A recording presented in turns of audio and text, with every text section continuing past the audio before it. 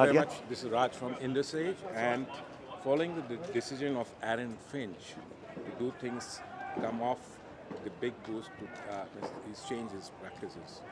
So do you think this will give a good boost to Australia T20 team?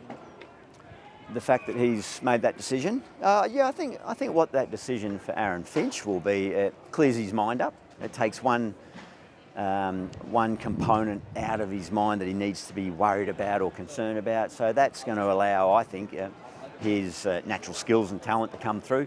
He's clearly captaining beautifully, so he's a vitally important part of the setup for Australia from a captaincy point of view, and I think it'll unlock his skills to score heavily. So yeah, really exciting. Champions in 2021 and hosting the same tournament in 2022. Do you think Australia has got an advantage over this, or they'll retain that?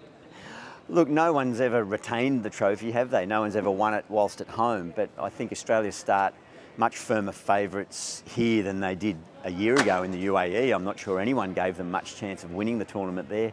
So the confidence they garner from that, and particularly the conditions here, and knowing the grounds. They're big grounds, there's big square boundaries, knowing tactically how to go about that. It's a feature of the Big Bash out here of how teams utilise the ground size. So that local knowledge will be handy. So they'll start as one of the favourites for sure. The Asian Games had few surprises. Do you think T20 will have some here? Yeah, T20 cricket, it's never predictable. If it's one thing, it's not predictable. So that's what makes it so intriguing and entertaining. So as I say, Australia start as one of the favourites, but on any given day, anyone can beat anyone else. There's some high quality teams there. One stroke of individual brilliance can totally change a game and indeed a tournament. Which is your favourite pick for this T20? Who are the favourites? Look, I've got to say Australia, I think, with their knowledge, but there's so much, there's so many damaging players across all the other teams that anything's possible, but I'll go with Australia at the moment. Virat is back in action. Yeah. He scored his 100 after so many years, I think. 2 or 3 years.